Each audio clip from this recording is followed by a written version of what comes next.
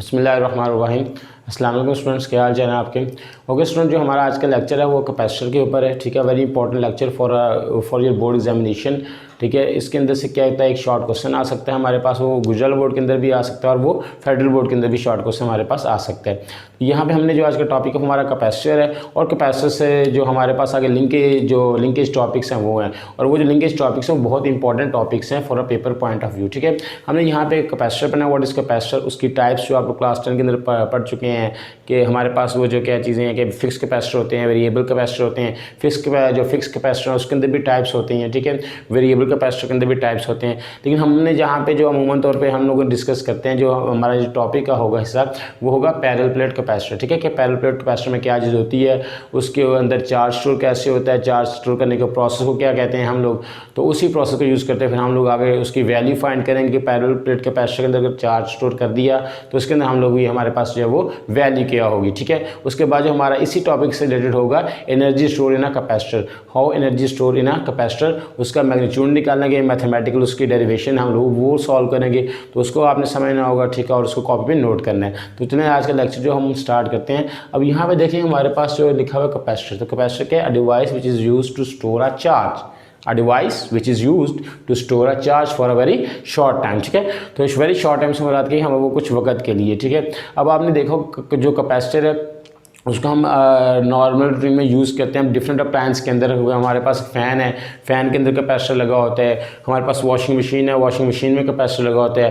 हमारे पास air coolers हैं, वहाँ पे कैपेसिटर लगा होता है। फ्रिज के अंदर कैपेसिटर लगा होता है। ठीक है, तो कैपेसिटर क्या काम करता है, कैपेसिटर की स्पीड को बढ़ाता है। क्यों कि हम कैपेसिटर के अंदर जो चार्ज स्टोर होते हैं उनकी एनर्जी को यूज़ करते हैं। अब वो कैपेसिटर के अंदर चार्ज कैसे स्टोर होते हैं, तो हमने इस चीज़ को भी देखना है। ठीक है, तो हमारे पास देखिए स्टूडेंट जो चीज़ है वो है टाइप जो है वो पैरेलल प्लेट कैपेसिटर है। ठीक है, अब पैरेलल प्लेट कैपेसिटर के अंदर इसके नाम से शो के प्लेट्स हैं वो पैरेलल पोजीशन में है। ठीक है, अब यहाँ देखिए जो प्लेट्स हैं हमारे पास, प्लेट ए और plate B, with some distance क्या है, इनके अंदर डिस्टेंस है डी।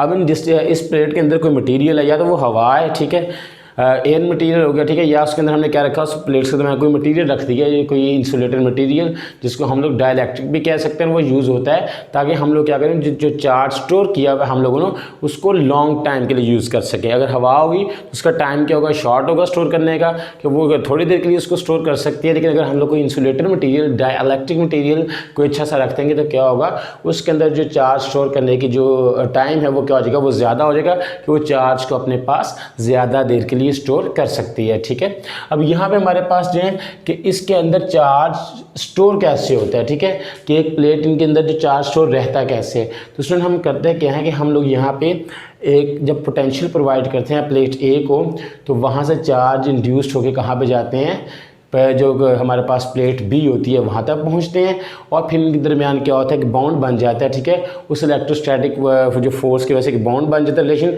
और वो बॉन्ड की वजह से क्या करते हैं कि ये एक दूसरे को जकड़ लेते हैं, और फिर हमारे पास क्या होता है, चार्ज स्टोर रहता है। तो यहाँ पे ये देखें लिखा हुआ है, charge Q transfer on a plate A, then from A to B, then from plate A to B plate due to, then from A plate to, यहाँ पे मिस्टेक है, यहाँ पे क्या वर्ड आ जाएगा, then from A plate to B plate due to electrostatic, ठीक है, which is a induced condition। क्योंकि A से क्या होता है, ए प्लेट पे आपके पास चार्ज आते हैं तो वहाँ से वो चार्ज इंड्यूस्ड होते हैं, और किस तरफ मूव करते हैं, प्लेट बी की तरफ चार्ज यहाँ से इस तरफ प्लेट ए से बी की तरफ मूव करते हैं चार्ज जो है वो, यहाँ पे जब चार्ज मूव करते हैं इनके दरमियान क्या चीज़ बन जाती है, एक इलेक्ट्रिक फील्ड बन जाती है जब वो इंड्यूस्ड होते हैं। और इलेक्ट्रिक फील्ड जब बनती है तो किसकी वजह से बनती है, इलेक्ट्रोस्टैटिक फोर्स की वजह से बन जाती है। तो यहाँ पर ये प्रश्न आता है, dielectric material use for a long time storage. अब कहते हैं due to mutual attraction charges bound, क्या होता है, म्यूचुअल अट्रैक्शन से क्या होता है, जो चार्ज बाउंड हो जाते हैं with each other on plates. ठीक है, a store for on plates stored for a time. ठीक है, तो वो क्या होता है, काफ़ी देर के लिए फिर वो आपस में बाउंड होते हैं और वो स्टोर हो जाते हैं चार्जेस के ऊपर, कैपेसिटर की जो प्लेट्स होते हैं उनके ऊपर वो चार्ज क्या हो जाते हैं, स्टोर हो जाते हैं। ठीक है, अब यहाँ पे हमारे पास जो चार्ज तो स्टोर हो गया, अब इस प्रोसेस को असल में कहते हैं कि हम लोग कैपेसिटेंस कहते हैं। तो what is a capacitance, capacitance is the ability to store a charge. ठीक है, यहाँ पे ये देखें लिखा हुआ है, capacitance the capability of a capacitor to store a charge. अब यहाँ पे चार्ज की बात मैं कर रहा हूँ, क्यू की बात मैं कर रहा हूँ, चार्ज क्यू की, तो इसका मतलब नंबर ऑफ़ चार्जेस की मैं यहाँ पे बात करूँगा। तो इसका मतलब आपके जो नंबर ऑफ़ चार्जेस किसके ऊपर डिपेंड करते हैं, योर वोल्टेज। आपका जितना ज़्यादा पोटेंशियल आप वहाँ पे देंगे तो क्या होगा, उतने ही ज़्यादा चार्ज क्या आएंगे, ए प्लेट पे आएंगे, फिर वहाँ से इंड्यूस होंगे तो बी प्लेट के ऊपर जाएंगे, और जब वहाँ पे ज़्यादा चार्ज इंड्यूस होंगे तो वहाँ पे क्या होगा, उनके दरमियान इलेक्ट्रिक फील्ड जो बाउंड रिलेशन ज़्यादा बनेगा और वो क्या होगा, चार्ज ज़्यादा स्टोर कर सकते हैं। तो अब यहाँ पे देखिए हमने मैथमेटिकल रिलेशन लिखा हुआ है that charge is directly proportional to a voltage, every proportionality has a constant. तो यहाँ पे इसका क्या आ जाएगा, C which is the capacitance of the capacitor, capacitance of the capacitor. तो अगर मैं इसकी मैग्नीट्यूड, इसका फॉर्मूला निकालना चाहूँ तो क्या है, C is equals to Q over V। तो हम यहाँ पे इसको डिफाइन कर सकते हैं the ratio between the charge and the potential difference, ठीक है, एंड द वोल्टेज।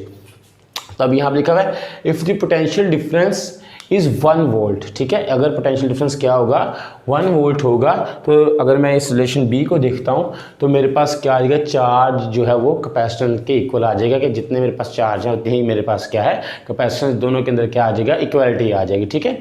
अब यहाँ पे देखिए स्टूडेंट्स कि जो कैपेसिटेंस है वो किन चीज़ों के ऊपर डिपेंड करती है, डिपेंडेंस ऑफ अ कैपेसिटेंस, ठीक है। एरिया बिटवीन प्लेट्स, कि एरिया कितना ज़्यादा है, अगर एरिया ज़्यादा होगा डेफिनेटली तो क्या होगा, हमारे पास वहाँ पे जो चार्ज है वो ज़्यादा देर के लिए स्टोर हो सकता है। Distance between a plate and a dielectric medium, तो उसके अंदर डाइलेक्ट्रिक मीडियम जब वो ज़्यादा, अगर कौन सा होगा तो डाइलेक्ट्रिक मीडियम किस तरह का होगा ताकि वो चार्ज को अपने अंदर क्या कर सके, स्टोर कर सके। अब इन दोनों के दरमियान तो डायरेक्ट रिलेशन, लेकिन ये डी के साथ क्या आ जाएगा, वहाँ पे इन्वर्स रिलेशन हमारे पास आ जाता है। तो अब यहाँ पे देखें इसका जो यूनिट है वो क्या है, फैरेड, ठीक है। अब हमारे पास जो यूनिट फैरेड है इसका, अगर मैं इस फैरेड को डिफाइन किया, इसको फैरेडे ने एक्सप्लेन किया था कैपेसिटेंस को, तो अगर मैं इस फैरेड को डिफाइन करूँ, C is equals to Q V, means कि क्या है, when a 1 coulomb charge is applied, ठीक है, when we have 1 coulomb charge due to a 1 voltage, कि 1 वोल्टेज हमें क्या दिया गया, पोटेंशियल डिफरेंस दिया गया है, उससे क्या हो, 1 जो कूलम चार्ज है वो किसके ऊपर, प्लेट्स के ऊपर स्टोर हुआ है, हमारे पास जो क्या फिर कैपेसिटेंस क्या बन जाएगी, 1 फैरेड, ठीक है। तो ये हमारे पास कैपेसिटर था, और कैपेसिटर से जुड़ी जो हमारे पास आगे कैपेसिटेंस है, ये एक शॉर्ट क्वेश्चन आपका बनता है, ठीक है। अब यहाँ पे देखें very important part of this topic, that is a capacitance of a parallel plate capacitance. Parallel यहाँ मिस हो सकता है, स्टूडेंट मिस हो गया मुझसे, पैरेलल प्लेट, ठीक है, कैपेसिटर, ठीक है। अब यहाँ पे देखें लेटस, अब क्या करते हैं, latus consider a plate of a capacitor, ठीक है। मेरे पास क्या है, प्लेट है, मैं कैपेसिटर के लिए प्लेट ले लेता हूँ, ठीक है। अब यहाँ पे क्या है, जब मैं दो प्लेट्स ले लिया, मेरे पास क्या है, 2 प्लेट्स हैं, ठीक है। अब जब यहाँ पे मेरे पास 2 प्लेट्स होंगी तो यहाँ पे क्या चीज़, ओके स्टूडेंट्स, यहाँ पे देखें हमारे पास क्या है, पैरेलल प्लेट कैपेसिटर में ये हमारे पास 2 प्लेट्स हैं, ए और ये हमारे पास 2 प्लेट्स बन जाती हैं, ए, ये हमारे पास क्या प्लेट है, बी प्लेट, ठीक है। अब यहाँ पे देखें इनके दरमियान क्या है, एरिया, ये जिसको मैं ये ग्रीन कलर से बॉक्स को शो किया, एरिया, और यहाँ पे क्या है मेरे पास, इनके दोनों के दरमियान डिस्टेंस क्या है, डी। अच्छा, अब जब क्या होगा कि मैंने यहाँ पे पोटेंशियल प्रोवाइड किया इनको, तो इस पोटेंशियल प्रोवाइड करने से क्या होता है कि यहाँ पे जब चार्ज इंड्यूस्ड होगा, चार्ज ए के ऊपर आएगा तो वहाँ से इंड्यूस होकर किसके ऊपर जाएगा, बी के ऊपर। जब चार्ज बी के ऊपर जाएगा तो क्या हो जाएगा, इलेक्ट्रोस्टैटिक की वजह से ये आपस में क्या हो जाएंगे, बाउंड हो जाएंगे, और फिर जब ये आपस में बाउंड होंगे तो इनके दरमियान ये जो रेड कलर की आपको लाइन्स नजर आ रही हैं, ये क्या है, इलेक्ट्रिक फील्ड लाइन्स। तो ये इलेक्ट्रिक फील्ड लाइन्स यहाँ पे बन जाएगी, और ये इलेक्ट्रिक फील्ड लाइन्स डिपेंड करेंगी हमारे पास यहाँ पे नंबर ऑफ चार्जेस कितने हैं, मीन्स के चार्ज डेंसिटी पे। तो अगर हमारे पास चार्ज डेंसिटी ज़्यादा होगी तो इसका मतलब यहाँ पे इलेक्ट्रिक फील्ड इंटेंसिटी भी क्या होगी, ज़्यादा होगी, ठीक है। ओके स्टूडेंट, यहाँ पे देखिए हमारे पास पहला पॉइंट क्या है, इन चीज़ों से रिलेटेड है, वोल्टेज V ऑन प्लेट्स, ठीक है, distance D between plates, area between plates, और दूसरा क्या है, electric field intensity between plates. तो ये हमारे पास, और दूसरे लास्ट वन हमारे पास क्या आ जाता है, चार्ज, ठीक है। हम यहाँ पे बात करते हैं, वो मिस हो गया, which is very important, that is a charge density, ठीक है। ये हमारे पास क्या चीज़ आती है, तो ये सुन हमारे पास क्या आ गया, चार्ज डेंसिटी, ठीक है।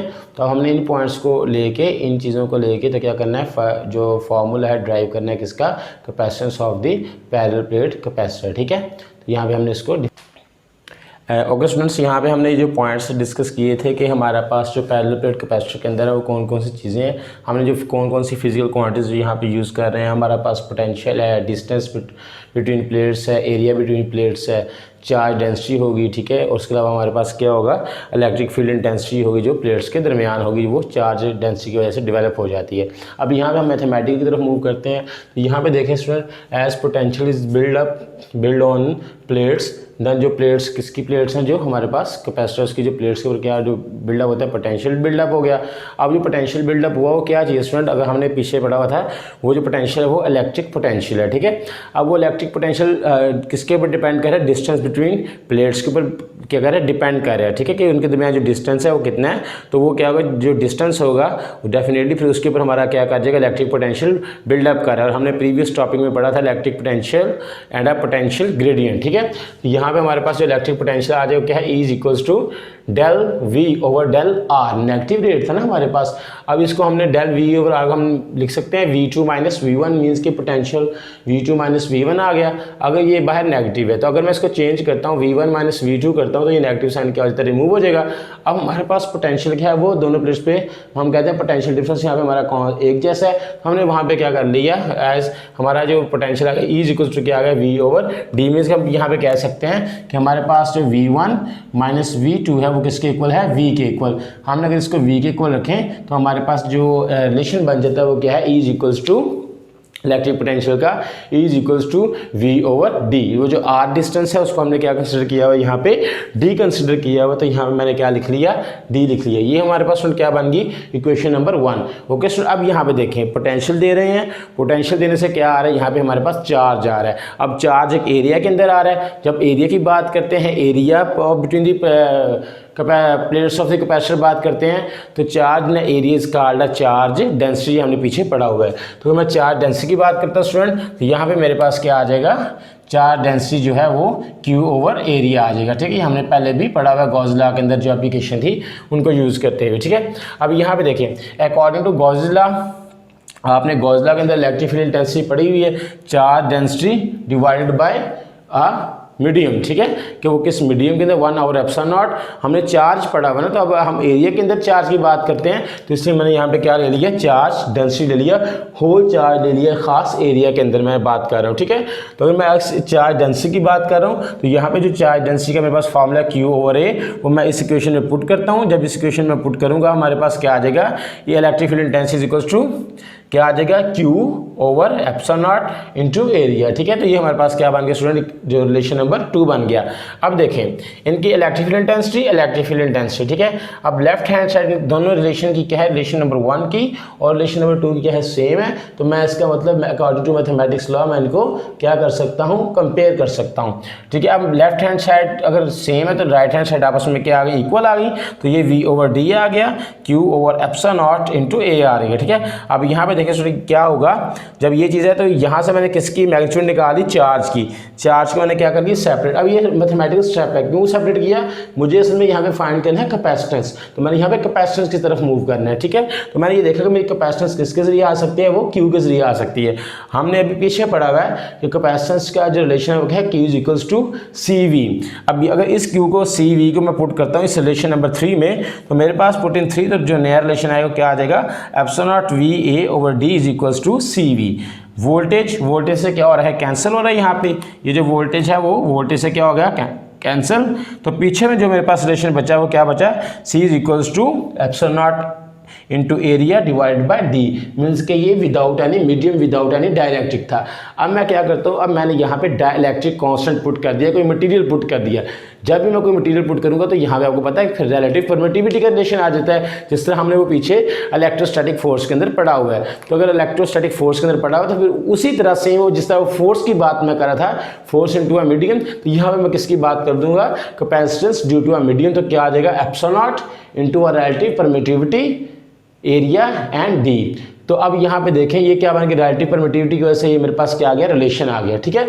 अब इस रिलेशन से स्टूडेंट मैं दो चीज़ें नोट कर रहा हूँ, ठीक है। दो चीज़ें क्या हैं कि दैट जो मेरी कैपेसिटेंस है वो डायरेक्टली प्रोपोर्शनल है medium between the plates of the capacitor and the area between the plates of the capacitor। ठीक है, ये पहली बात, directly proportional to the medium and area between plates. और उसके बाद दूसरी बात कर रहा हूँ कि जो कैपेसिटेंस है मेरी वो क्या है, इन्वर्सली प्रोपोर्शनल है किसके, inversely proportional to distance between plates of capacitor. ठीक है, अब स्टूडेंट अगर इस चीज़ को, ये तो मेरे पॉइंट्स हो गए ना, मैंने जो पॉइंट्स का रिजल्ट निकाला। अब अगर इस रिलेशन नंबर 4 को मैं देखूँ, ठीक है, तो यहाँ से मैंने ये फार्मूला जनरेट किया। अभी कुछ स्टूडेंट को समझ नहीं लगेगी कि मैंने ये कैसे किया, तो आप ये देख लें यहाँ पे कि अगर ये चीज़ है एक सिंपल, इतनी सी ये जो चीज़ मेरे पास है यहाँ पे, ये वाला ये पोर्शन ए, इसको अगर मैं इसको कंसीडर करता हूँ, खाली इस पोर्शन को, ठीक है, इस पोर्शन को कंसीडर करूँगा तो मेरे पास क्या आ जाएगा स्टूडेंट, यहाँ पे देखें आप, सी मीडियम इज इक्वल्स टू, अगर देखें epsilon not area into D, epsilon area into D क्या है, सी वैक्यूम आया ना, असल में हवा है, तो यहाँ पे क्या आ जाएगा सी वैक्यूम। तो अगर मैं इसकी जगह पे सी वैक्यूम पुट करता हूँ, C vacuum is into relative permittivity, तो यहाँ पे जो सी वैक्यूम है इधर आके क्या हो जाएगा, डिवाइड हो जाएगा। जब इधर आके वो डिवाइड होगा तो यहाँ पे मेरे पास ये रिलेशन बन जाएगा रिलेटिव परमिटिविटी का, जो रेशियो है that capacitance in a medium, ठीक है, रेशियो बिटवीन द कैपेसिटेंस, ठीक है, with a medium and a capacitance with a vacuum. तो ये मेरे पास रिलेटिव परमिटिविटी की वो रेशियो भी आ जाएगी, सेम जिस तरह वो इलेक्ट्रोस्टैटिक की आई थी, that force in a medium divide by force in a vacuum. ठीक है, तो वो इलेक्ट्रोस्टैटिक फोर्स की। तो ये सुना हमारे पास जो टॉपिक था वो यहाँ तक था कि एक जो हमारे पास कैपेसिटेंस है पैरेलल प्लेट कैपेसिटर की, वो किस तरह हम फाइंड कर सकते हैं, तो वो रिलेशन हमारे पास यहाँ तक है। तो अब देख लिया होगा कि आज के लेक्चर में हमारे पास मैथमेटिकल डेरिवेशन भी थी, हमारे पास थ्योरेटिकल जो हमारे पास इन्फॉर्मेशन वो भी थी, नॉलेज भी थी, और आप इस लेक्चर को सुना होगा। इसके अंदर शॉर्ट क्वेश्चन भी आपको खुद नजर आ रहा होगा कि शॉर्ट क्वेश्चन भी बन सकता है और इसके अंदर से लॉन्ग क्वेश्चन भी बन सकता है। इसी टॉपिक का आगे एक हिस्सा है that is a energy stored in a capacitor. ठीक है, तो मैं आपको वो इंशाल्लाह नेक्स्ट लेक्चर में करवाएंगे। तो आपने इसको दोबारा बोल रहा हूँ, अच्छे तरीके से समझना है, इसको नोट करना है, और नोट करके आप अपने पास इसको सेव करें, तब जाके आपको इसको अच्छी तरीके से वो क्या कहते हैं पेपर में लिख सकेंगे और इसको अच्छी तरीके से समझ सकेंगे। ओके स्टूडेंट्स, तो मैं उम्मीद करता हूँ कि आप इसको अच्छे तरीके से करेंगे। मैं बार बार बोल रहा हूँ, अगर किसी को नहीं पता, कोई क्यूरी होती है, कोई क्वेश्चन पूछना होता है, टॉपिक समझ नहीं आता, तो प्लीज़ मैंने यहाँ पे व्हाट्सएप नंबर भी अपना दिया हुआ है और फेसबुक पे, तो आप किसी भी तरीके के वक्त मुझसे क्वेश्चन पूछ सकते हैं। हमारा लाइव सेशन हम कर सकते हैं, लेकिन वो तब हो सकता है आप मुझे पता हो कि मेरे जो स्टूडेंट हैं वो क्या कर रहे हैं, इंटरेस्ट ले रहे हैं। तो किसी भी किस्म का क्वेश्चन हो तो मैं बताऊँगा। अगर मैं उस टाइम जवाब ना दे सका तो क्या होगा, मैं उसके बारे में दोबारा रिसर्च करूँगा टाइम लेके, और आपको नेक्स्ट हम क्या करेंगे उसका आपको मैं आंसर दे लूँगा। तो प्लीज़ इसको ज़रा ध्यान से देखें, तो ये बहुत इंपॉर्टेंट आपके पेपर पॉइंट ऑफ व्यू से। तो अगर आप इसको करेंगे तभी जाके आप इसको पेपर में अच्छे तरीके से सॉल्व कर सकेंगे और अच्छे जो मार्क्स हैं वो स्कोर कर सकते हैं। ठीक है, ओके स्टूडेंट, आज तक के लिए जो है वो इतना ही है। ठीक है, हम इंशाल्लाह नेक्स्ट लेक्चर में मिलेंगे। अल्लाह हाफिज़।